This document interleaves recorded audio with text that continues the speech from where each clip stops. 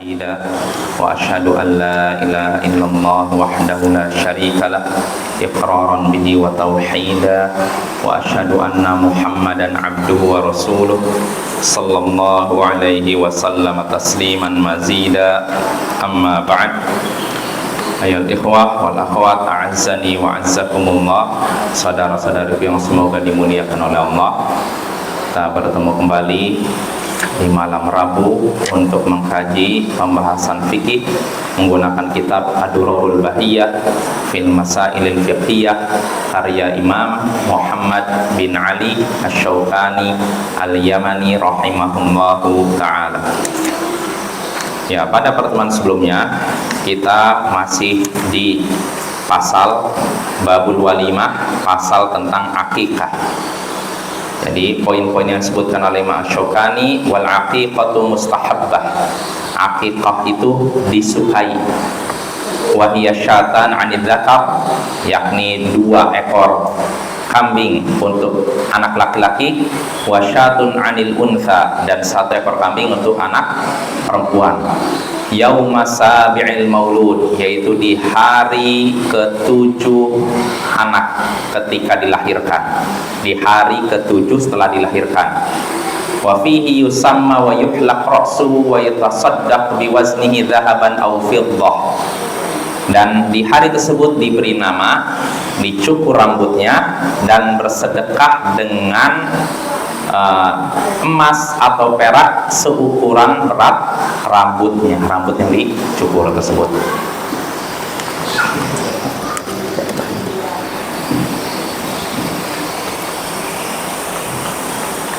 Ya, ini poin-poinnya.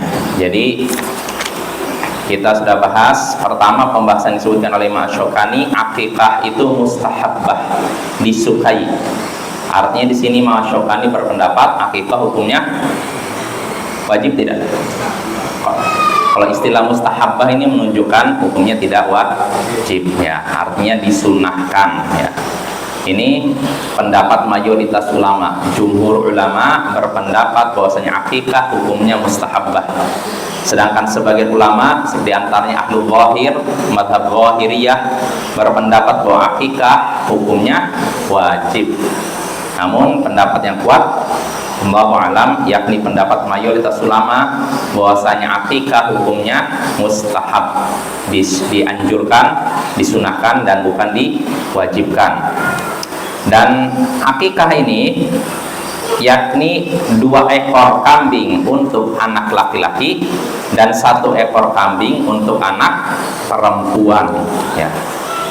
2 ekor kambing untuk anak laki-laki dan 1 ekor kambing untuk anak perempuan. Dalilnya apa? Dalilnya disebutkan, Imam Asy-Syaukani menyebutkan di sini hadisnya. Hadisnya, ya, di sini hadisnya yakni dari sahabat, disebutkan dalam Musnad Ahmad, Abu Daud, An-Nasai, dari Amr bin Syu'aib, dari ayahnya, dari kakeknya. Di sini Nabi sallallahu alaihi wasallam bersabda, man ahabba minkum an yansakka an yansika an waladi falyaf'al anil ulami syatani mukafatan wa anil jariyah syatun. Nah, siapa di antara kalian yang suka mengakikahi anaknya, menyembelih hewan untuk anaknya atas nama anaknya, yaitu akikah, hendaknya ia melakukannya. Yakni untuk anak laki-laki 2 ekor kambing yang sepadan, sedangkan untuk anak perempuan 1 ekor kambing. Ya, ini hadisnya. Laki-laki 2 ekor kambing, sedangkan perempuan 1 ekor kambing. Nah, ini hadis pertama. Hadis kedua disebutkan juga oleh Imam Asy-Syaukani dari Aisyah hadisnya. Kalau tadi dari Amr bin Syu'aib, dari ayahnya, dari kakeknya. Sekarang dari Aisyah, diriwayatkan dalam Musnad Ahmad juga, Imam Ibnu Hibban, Al-Baihaqi dalam dan At-Tirmidzi dalam sunannya, Rasulullah sallallahu alaihi wasallam bersabda, "Anil gulami syatani mukafatan wa 'anil jariyah syatun." untuk anak laki-laki 2 ekor kambing yang sepadan, sedangkan untuk anak perempuan 1 ekor kambing. Nah, timbul pertanyaan, laki-laki 2 ekor kambing, perempuan 1 ekor kambing. Ya, terus kalau misalkan laki-laki cuma 1 ekor kambing, bisa tidak? Bisa tidak? Bisa, ya. Karena ada hadits lain yang menyebutkan Nabi SAW di sini aqwa anil Hasan wal Husain kabshan. Nabi SAW mengakikai Hasan dan Husain dengan 1 ekor kambing, 1 ekor kambing. Jadi boleh juga Bapak ya, 1 ekor kambing, tapi yang dianjurkan untuk laki-laki 2 ekor kambing. Nah, ini pembahasan pertama. Lalu pembahasan berikutnya, kan kalau pembahasan disebutkan oleh Syokani, 1 anak laki-laki 2 ekor kambing, perempuan 1 ekor kambing. Nah, pertanyaannya, kalau misalkan anaknya 1 laki-laki 1 perempuan, lahirnya bersamaan, berapa ekor kambing yang dianjurkan disembelih? 3 ya. 3 ya Bapak ya. Kalau misalkan 2 laki-laki 2 perempuan, berarti 6 ya Bapak ya. Nah, kalau misalkan anak saya lahir 3, anak tetangga 4, jadi berapa? 7. Udah kita kumpul aja, kita nyembelih sapi. Bisa nggak gantinya kambing? Nggak bisa ya. Walaupun ada sebagian fuqaha berpendapat seperti itu, mereka menyamakan dengan apa? Kurban, tapi nggak ada dalilnya Bapak. Jadi kata mereka nggak apa-apa. Jadi sekalian aja dikumpulkan 7 udah diakikahi. Nah yang seperti ini nggak ada dalilnya. Pendapat yang tidak ada dalilnya tidak bisa kita terima Bapak ya. Nggak ada kias. Kalau memang yang seperti itu disyariatkan, tentu sudah dipraktekkan siapa? Nabi, para sahabat yang minimal kan semasa hidup beliau atau setelahnya. Yang jadi masalah nggak ada satupun hadits Nabi SAW 7 orang mengakikahi diakikahi dengan 1 ekor sapi. Nah ini ya, ini pembahasannya, karena ada terjadi di masyarakat kita seperti itu. Ya walaupun kita akui ini bukan pendapat yang muncul tiba-tiba, ini pun pendapat sebagian fuqaha, ya, sebagian ahli fikih, karena mereka mengkiaskan, menganalogikan akikah dengan kurban. Ya, cuma kias ini tidak bisa diterima karena kurban dengan akikah beda. Kalau kurban disyariatkan ketika masuk Dzulhijjah kan, ya tidak. Sedangkan akikah di sepanjang masa. Kalau lahirnya misalnya di Ramadan, bisa nggak disembelih Ramadan? Ya iyalah, nggak mungkin nunggu Dzulhijjah. Jelas Bapak ya? Ini pembahasannya. Lalu berikutnya yang disebutkan oleh Imam Syokani, wa fihi yusamma wa yuhlaq ra'su wa yutasaddaqu bi waznihi dhahaban aw fiddah. Dan yaum sabi'il maulud. Jadi akikah itu di hari ke-7 anak dilahirkan. Di hari ke-7 anak dilahirkan, ya. Dalilnya apa? Sudah kita bahas hadis dari Samurah ya bin Jundub. Rasulullah SAW sabda, kullu gulamin rahinatun bi'aqiqati. Setiap anak tergadaikan oleh akikahnya. Nah, ya, tergadaikan oleh akikahnya yang disebut bahwa yaumasabi'in, yaitu yang disembelih di hari ke-7-nya. Setiap anak tergadaikan karena akikahnya yang hendaknya disembelih di hari ke-7-nya. Kalau lahirnya hari Ahad, berarti Ahad, Senin, Selasa, Rabu, Kamis, Jumat, Sabtunya. Ya, di hari ke-7-nya. Jelas Bapak ya? Di hari ke-7-nya. Nah, timbul pertanyaan. Kalau misalkan seorang, kan disebutkan di sini di hari ke-7 ya. Kalau misalkan seorang mau nyembelih akikah di hari pertama gimana? Bisa nggak? Nah, kata para ulama boleh. Tapi yang disunahkan hari ke-7. Nah, pertanyaan berikutnya, kalau misalnya seorang hari ke-7 kita sibuk nih, banyak urusan, udah di hari ke-8, bisa tidak? Bisa, tapi yang afdal hari ke-7. Atau misalkan, wah saya nggak sempat bulan ini, bulan depan deh, bagaimana? Boleh juga, tapi yang afdal hari ke-7.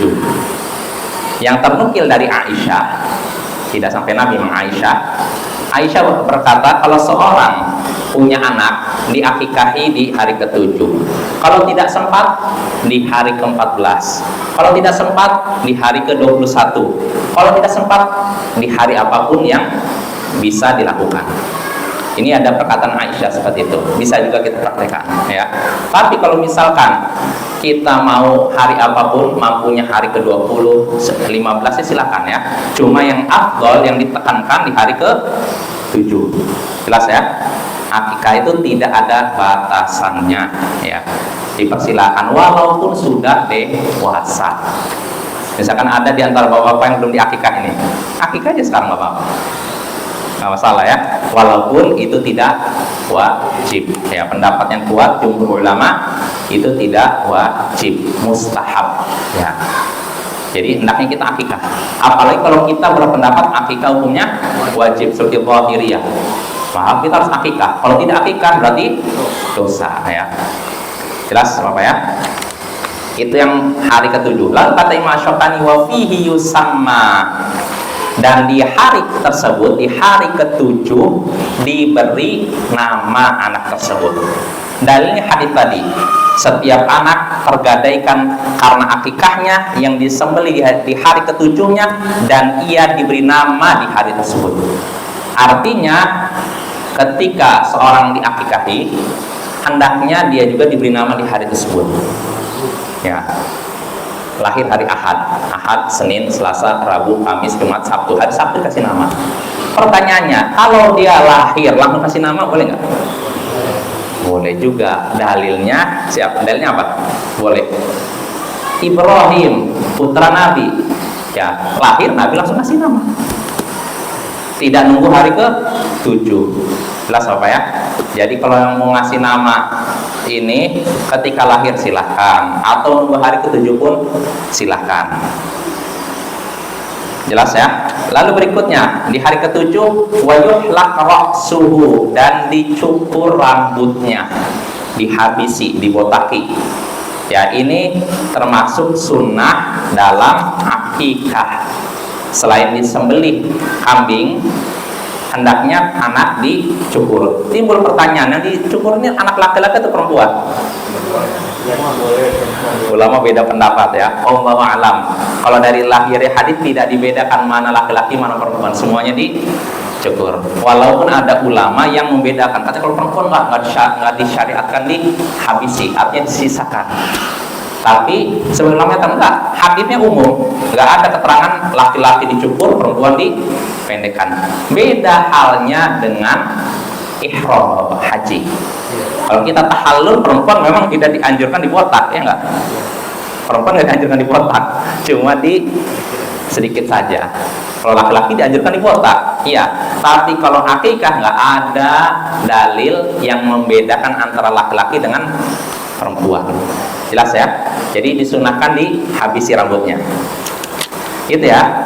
Lalu berikutnya wa yutasaddaq biwazni dzahaban aw fiddatan. Setelah itu, setelah dicukur, bersedekah dengan emas atau perak yang seberat rambut tersebut. Artinya bersedekah dengan emas dan perak yang beratnya seberat rambut tadi.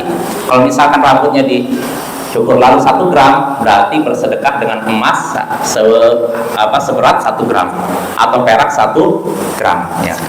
Apa dalilnya? Dalilnya tidak ada dalam hadis Samurah, tapi ada hadis dalam hadis setelahnya.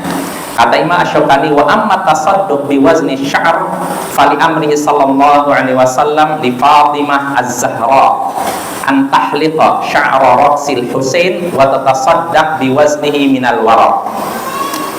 Adapun hadis ini dalam Musnad Ahmad dan Al-Baihaqi, Adapun bersedekah dengan rambut, dengan seukuran rambut atau dengan berat rambut, seberat rambut yang dicukur, itu berdasarkan perintah Nabi Sallallahu Alaihi Wasallam kepada Fatimah Az-Zahra. Siapa Fatimah Az-Zahra? Putri Nabi Sallallahu Alaihi Wasallam. Itu berdasarkan perintah Nabi kepada Fatimah Az-Zahra untuk mencukur rambutnya Husain. Husain siapa? Cucunya Nabi. Mencukur rambut Husain dan menyedekahkan atau bersedekah dengan perak yang seberat rambut tersebut. Bersedekah dengan seukuran rambut tersebut berupa perak. Jadi dicukur, rambutnya ditimbang. Nah, berapa timbangan itu lalu disedekahkan berupa perak. Jelas apa ya? Perak di sini. Hadis ini, dalam hadis ini terdapat Ibnu Uqail dan wafihi maqal, ada pembicaraan. Namun Syekh Al-Albani menyatakan hadisnya hasan, ya, bisa dipakai. Nah, hadis lain juga disebutkan dalam Sunan Tirmidzi, Nabi Sallallahu Alaihi Wasallam mengakikai Hasan dengan 1 ekor kambing. Ini juga menunjukkan bolehnya anak laki-laki akikahnya cuma 1 ekor kambing, walaupun yang afdal berapa? 2, ya. Lalu Nabi berkata kepada Fatimah, "Ya Fatimah, ihliki ra'sah wa tasaddaqi biwazni sya'ri fiddatan." Wahai Fatimah, cukurlah rambutnya dan bersedekahlah dengan perak yang seberat rambutnya. Jadi sedekahkanlah, bersedekahlah dengan perak yang seberat rambutnya, rambut yang cukur tersebut. Nah, di sini disebutkan dengan seukuran bersedekah dengan apa? Perak, ya. Kok perak, sedangkan dalam hadis Imam Asy-Syaukani menyatakan apa tadi? Perak atau emas. Nah, ini yang timbul masalah. Dari mana Imam Asy-Syaukani menyatakan emas? Ternyata ada hadisnya, Bapak ya. Hadisnya disebutkan dalam Mu'jam Al-Awsat dari Ibnu Abbas. Ibnu Abbas Nabi atau siapa? Sahabat Nabi, ya. Ibnu Abbas berkata, "Sab'atun minas sunnah fi shabi yaumas sabi'." Ada 7 sunnah terkait dengan anak di hari ke-7 kelahirannya. Ada 7 sunnah kata Ibnu Abbas. Pertama, yusamma, diberi nama. Wa yuhtan, di khitan. Wa yumatu 'anil adza, dijauhkan dari kotoran, dibersihkan maksudnya kepalanya dan badannya. Wa yusaqqab udunu, dan ditindik telinganya. Ini tentu saja untuk anak perempuan, ya. Keempat nih. Wa yu'aqqu anhu, lalu yang kelima diakikahi. Yang kelima nih. Yang keenam, wa yuhlaq ra'suhu, dan dipotong, dicukur rambutnya. Wa yulaqqah bidami aqiqatihi. Nah, ini yang ke-7. Oh, berarti nyambung, 6 sama 7 sambung. Dicukur rambutnya dan dilumuri badannya dengan darah akikah. Jelas darah akikah. Kambing kan ada darahnya. Lumuri. Ya. Setelah itu, wa yutasaddaq biwazni dzahaban aw fiddah.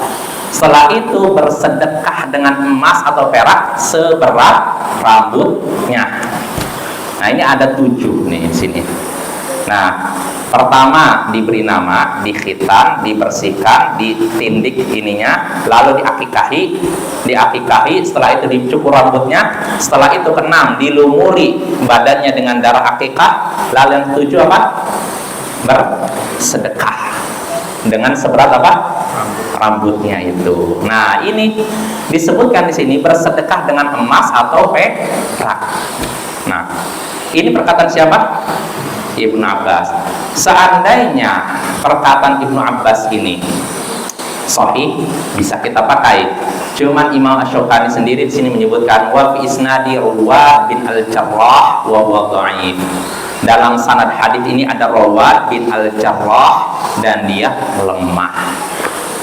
Berarti karena hadisnya lemah, tidak bisa dipakai hujah. Apalagi ini cuma ucapan sahabat Nabi. Makanya riwayat yang sahih cuma bersedekah dengan perak. Terus bagaimana kalau dengan emas? Ya boleh-boleh saja, karena perak saja. Apa?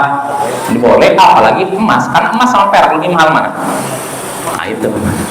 Jelas ya. Tapi maksudnya kita ketika menyatakan bolehnya bersedekah dengan emas bukan memakai hadis, tapi menggunakan apa? Qiyas aula. Qiyas aulatnya insya Allah jelas ya. Qiyas yang lebih utama. Seperti gini contohnya apa ya? Ya contohnya gini. Kita udah bahas hewan yang tidak sah dijadikan hewan kurban, yaitu yang matanya, ya kan? Kalau ada hewan yang satu matanya begini tidak sah. Kalau dua-duanya, apalagi? Nah, ini namanya qiyas aula. Kalau satu saja tidak boleh, apalagi dua-duanya. Jelas Bapak ya? Jadi kesimpulannya boleh-boleh saja seorang mau bersedekah dengan emas atau perak. Tapi kalau ketika bersedekah dengan emas bukan memakai hadis, tapi memakai qiyas aula. Jelas? Nah, juga tadi yang perlu kita kritisi, pertama hadisnya lemah, udah nggak bisa dipakai. Nah, selain itu juga yang janggal dari hadis tadi, yaitu dilumuri dengan darah akikah. Ini bagaimana nih? Anak lahir lalu. Nah, itu kebiasaan orang jahiliyah. Yang seperti ini tidak disyariatkan apa ya? Karena hadisnya lemah. Perkataan apa? Iya, tapi sanadnya lemah. Nggak bisa dipakai. Hadis kalau dhaif nggak bisa dipakai.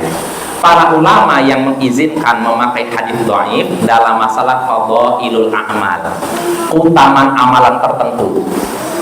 Nah, makanya mungkin Bapak tahulah ada sebuah kitab tentang fadhail, tentang keutamaan amalan-amalan. Isinya hadisnya ya ada yang sahih, ada yang lemah, ada yang palsu.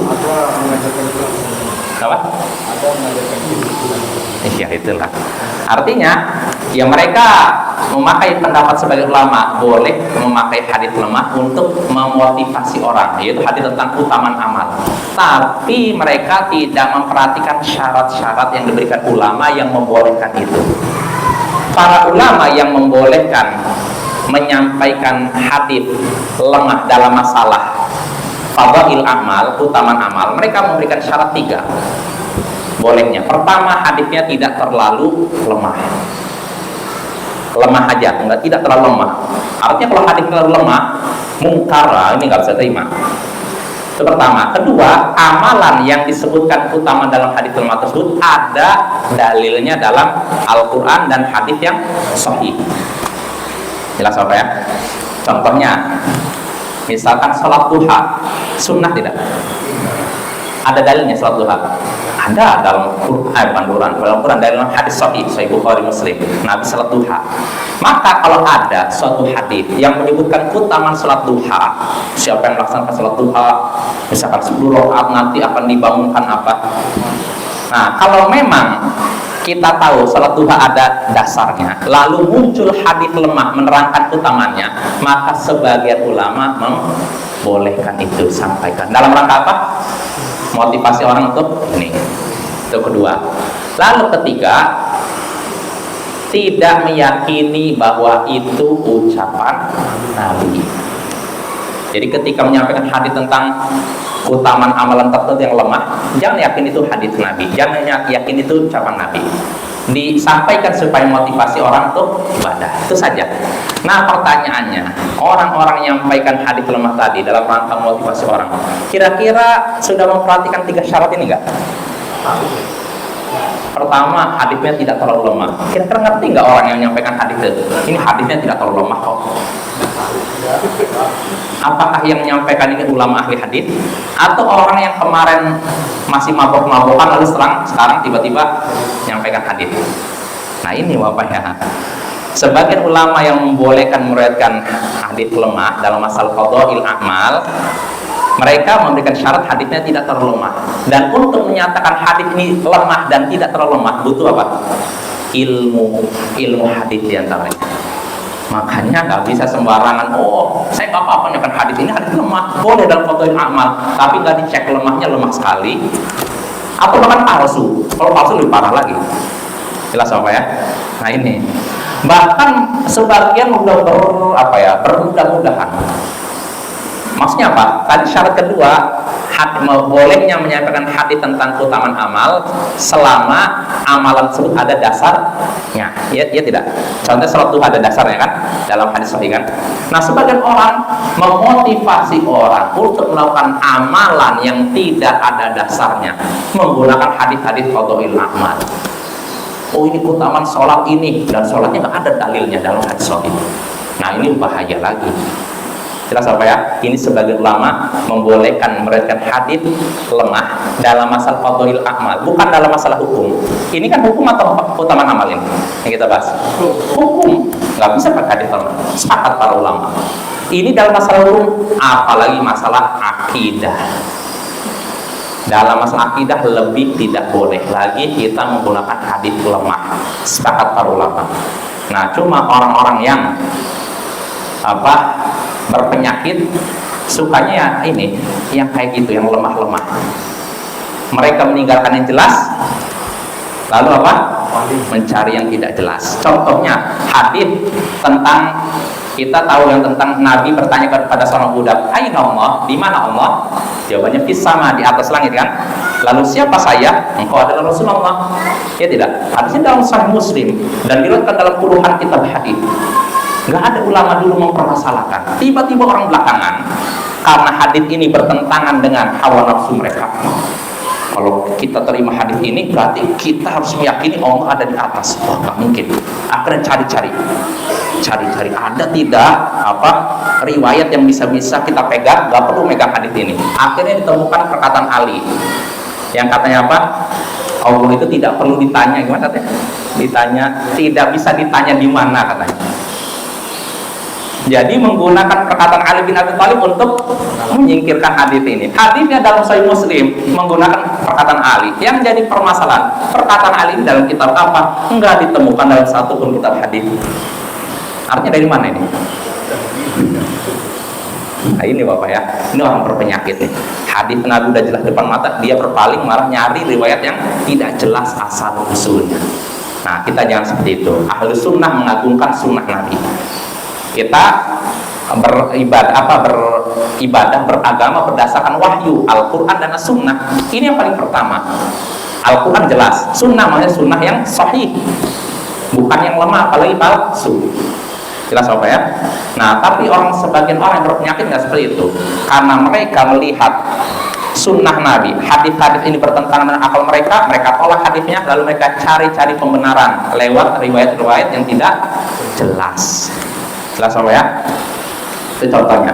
Dan contoh lagi nih, di antara pendapat Mu'tazilah dan sebagian Asy'ariyah, bahwasanya hadis ahad tidak bisa diterima dalam masalah akidah.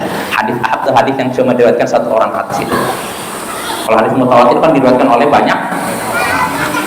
Mereka menolak hadis ahad. Nah, katanya nggak bisa dibangun dalam masalah akidah karena hadis ahad sifatnya dhonni, cuma dugaan. Kalau mutawatir yakin, karena banyaknya kita udah berpendapat ini yakin karena banyak sekali riwayatnya. Kalau hadis ahad cuma satu, ini dhonni, dugaan, bisa jadi benar, bisa jadi tidak, kata mereka. Makanya kata mereka dalam masalah akidah kita tidak bisa menerima hadis ahad. Nah, berdasarkan perkataan mereka nolak tentang siksa kubur, nolak tentang syafaat, nolak tentang ru'yatullah, melihat Allah di akhirat nanti, dengan alasan hadisnya ahad, padahal hadisnya mutawatir. Jelas apa ya? Yaitu ini sebagian Mu'tazilah dan Asy'ariyah juga sama. Mereka menolak hadis ahad sebagai dalil. Ya, contohnya hadis tadi, jariyah. Nabi bertanya kepada budak tadi, di mana Allah? Allah di atas. Hadis ahad, terima. Bahkan hadisnya lemah. Nah, mereka nolak hadis ahad ini, tapi anehnya mereka menerima penafsiran orang Nasrani tentang makna istiwa. Ini aneh kan? Hadis ahad ditolak, tapi ucapan orang Nasrani diterima dalam masalah akidah. Kira-kira mana yang kita percaya? Hadis ahad atau ucapan orang Nasrani? Nah, ini masih banyak kontradiksinya mereka. Kalau orang jauh dari wahyu, pasti pendapatnya akan bertabrakan, Bapak ya. Makin jauh dari wahyu, makin bertabrakan pendapatnya satu sama lain. Kadang dia ngomong A, kadang B, tidak punya pegangan ya. Kalau Ahlussunnah nggak seperti itu. Jelas apa ya? Lain halnya dalam masalah fikih. Kalau fikih memang Bisa aja seorang sekarang berpendapat ini misalkan sunnah nanti wajib, mungkin aja, karena fikih itu sifatnya apa ya, tidak pasti, fleksibel, jadi bisa tergantung hadis yang sampai kepada kita ya. Tapi kalau hadis masalah akidah itu sesuatu yang pasti, nggak mungkin bisa berubah-ubah. Maka kalau ada orang dalam masalah akidah berubah, kemarin A karena A, ini berarti orang ini udah berpenyakit loh ya. Jelas? Jadi kita kembali lagi permasalahan tadi, permasalahan apa? Tadi yang belum darah ya. Tadi kan itu perkataan Ibnu Abbas, bukan perkataan Nabi. Plus hadisnya lemah, nggak bisa dijadikan sandaran. Karena ini permasalahannya dalam masalah hukum, bukan masalah apa? Fadhailul amal, masalah utamaan amal. Kalau utamaan amal masih ada sisi inilah ya, lapang dada lah ya, itu masalah utamaan. Ini enggak masalah hukum. Selain itu Bapak, tadi kan sebutkan ada ulama yang membolehkan meriwayatkan hadis lemah dalam masalah apa? Utamaan amal. Tapi ada juga ulama yang berpendapat tidak boleh meriwayatkan hadis lemah secara mutlak. Baik dalam masalah hukum, akidah, termasuk dalam masalah apa? Utamaan amal. Dan inilah pendapat Imam Muslim, pendapat beberapa ulama, Imam Daruqutni juga kalau nggak salah. Dan ini pendapat yang lebih menenangkan hati. Karena Bapak, kalau kita bermudah-mudahan membuka peluang, boleh kok meriwayatkan hadis-hadis dalam fadhailul amal. Kalau yang mempraktekannya ulama nggak masalah. Tapi kalau orang awam bisa mereka memilah-milih, ini hadisnya lemah sekali, bisa. Enggak, makanya cukup hadis sahih. Hadis sahih sudah cukup bagi kita, nggak butuh lagi kita hadis-hadis lemah. Jelas apa ya? Nah itu tentang akikah. Dengan ini kita selesai dari akikah. Berarti kita masuk pembahasan berikutnya, pembahasan yang termasuk penting, yaitu kitabut thib, kitab tentang pengobatan. Habis oh ya udahlah, berarti pada pertemuan berikutnya kita masuk pembahasan baru, kitabut thib, kitab tentang pengobatan. Apa saja apa hukum pengobatan? Apakah pengobatan hukumnya mubah, makruh, atau wajib, atau sunnah, dan apakah boleh berobat dengan yang haram? Nah inilah yang akan kita bahas pada pertemuan berikutnya. Wassallallahu ala nabiyyina Muhammadin wa ala alihi wa sahbihi ajma'in. Wa akhiru da'wana anilhamdulillahi rabbil alamin. Assalamualaikum warahmatullahi wabarakatuh.